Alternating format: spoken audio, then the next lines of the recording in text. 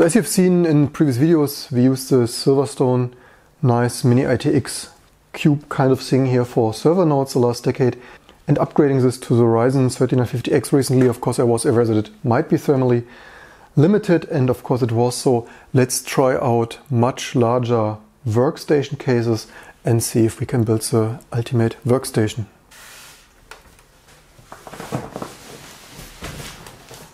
So I've chosen Thermaltake Core P3 TJ curved.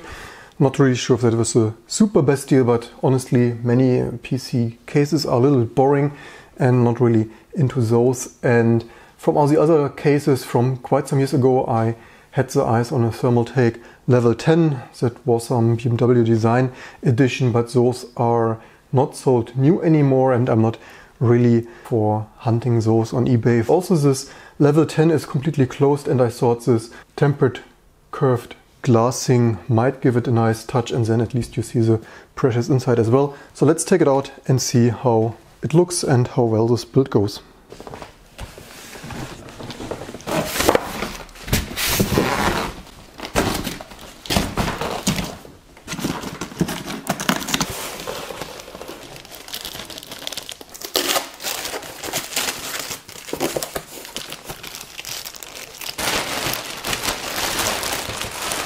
So a tiny little bit larger than the mini ITX case. This tempered glass, you can, I think, choose whether to install it like that or like that. I will actually install it like that, that nothing can fall there from the top. What confused me a little bit is this is to be used with flex cable here, also previous video. However, you can also, there should be some smaller thing, I think. So you can also use this normally, which I probably will use. So of course, maximum open airflow or water-cooled radiator stuff, which we will not do in the first run here. So certainly quite future-proof. Also quite some options for drive base and radiator, and it could be used if you wanted to as a test bench stuff. So this is also meant to theoretically be used like that. So it's in some ways somewhat affordable test bench if you are into that sort of things. The price is some $200 at least for this curved tempered glass version. I think there are others starting at 100 with more straight glass or something. At least in this SKU it came with this flex cable, so at least that for the price. And also many open air test benches are more expensive than this, so although they might have a couple of more features, but nonetheless still somewhat decent open test bench system.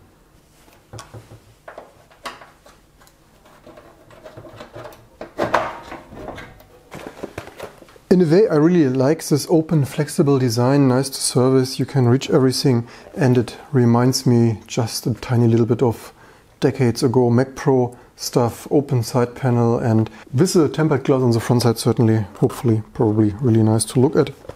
These are those options that I meant, and apparently you can also reinstall these I/O slots there to have them all, and that is apparently only if you want to have this looking nicely for a mini ITX board. So yeah, plenty of options with this flex cable case or not, radiators, open air, you name it. In my opinion, this is exactly what makes this DIY PC stuff so much more amazing than this lesser pre-installed expensive options.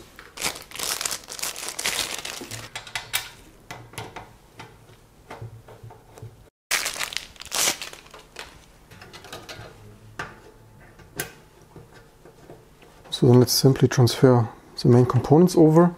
For test anyway later, I might get another non-mini ITX board and recycle this here as a compute node with a Ryzen 2700 another day.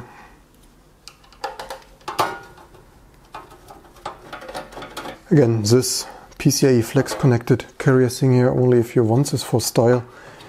I most likely do not want this, but again, also nice to have options. Some may like it and we can later also change to this, but for now this goes.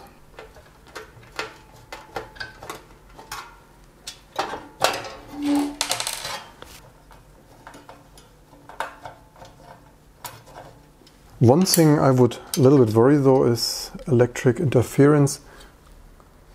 EMI compliance and such. I have the feeling this will not pass most certifications, and maybe that's not even ideal for us here with working on FPGAs and other fun stuff, but we will see how that goes. Actually, fun fact, I have already now the problem that the mini DisplayPort connection from the Mac Mini was a little bit fuzzy, so not really sure what's going on there. Maybe here's already something, maybe even next door, or even some cellular base station stuff. Nowadays you don't even quite know why some stuff is glitchy and does not reliably work anymore. Also a slightly higher wattage power supply. Yes, SFX, because I just had it in stock already, so certainly we use just this.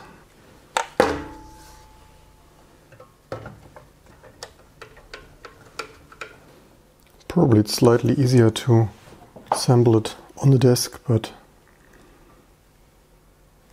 it's also not so convenient to move the camera here back and forth for that. So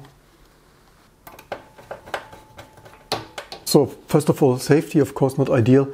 You can, of course, theoretically touch and short test something, but as I mentioned before already, electromagnetic interference, EMI, not really sure. Leave me in the comments below what you think.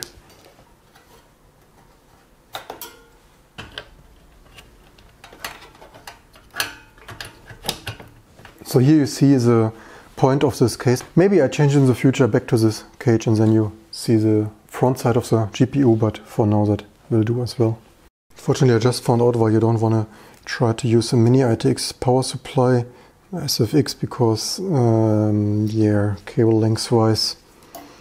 Unfortunately, I just realized, looking for some power supplies to order, that probably many cables will be too short. 550 millimeters they usually are long, so you most likely need an extension for that, I guess, unless you are super lucky to have a motherboard that just with 550 millimeter somehow accidentally just fits in there, but probably this additional 12-volt header, maybe not. Anyway, maybe for a test we just put the power supply next to it and then we see what we order. So next, of course, the I/O connections. Of course, here in this frame you have space for cable management and stuff. So here in this main frame you have space for cable management as well as some hard drives, two 3.5-inch full-size ones, as well as apparently two 2.5-inch laptop ones with some additional room for whatever buttons, whatever, USB, you name it.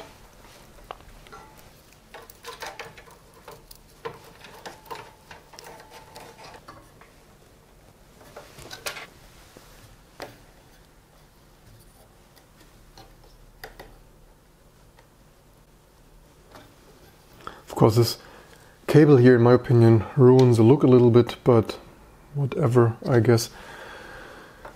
Maybe you could actually somehow route it below the board or something if you are for the total optical look. Of course, anyway, it's a little bit of a pity.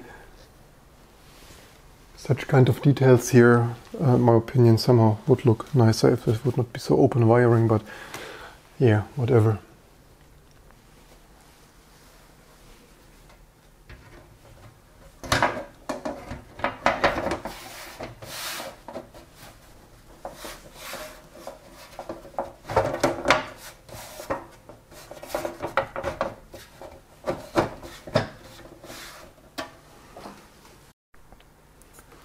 So this is how this would look. In principle, of course, you could make this look even slightly nicer with not only nicer cables, also this obviously stands out a little bit, but so yeah, whatever.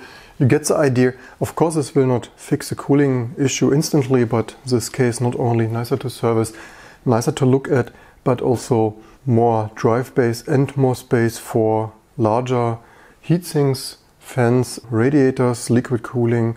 So that is for the next video of Project Overkill here, and with the glass installed it also certainly will look even nicer. And last but not least, you certainly for such cases need extensions or super long cables. A little bit hard to find. Apparently more often people go with extensions.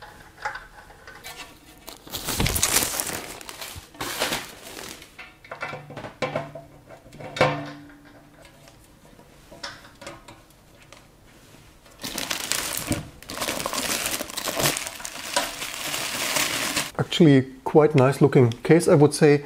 Certainly something else than what you would usually see. Two concerns, the biggest of course, the electromagnetic interference. I would think this might be a challenge to pass through the regulatory certification. Maybe also a reason why usually vendors don't sell it like this. The other thing is it could be a little bit thinner, so this case is relatively wide here with the stand. So yeah, not the smallest case, but for me it could also be some 6 centimeters thinner. Not really sure for what kind of cooling or whatever. So yeah, here's quite some 6 centimeters or so. But anyway, you could probably, if you really wanted to, if you have good tools, you probably could trim those bars here. Maybe I will even do this one day. But anyway, that's it for today. I hope you enjoyed this and learned something, and I hope to see you soon for our next videos and live streams to come.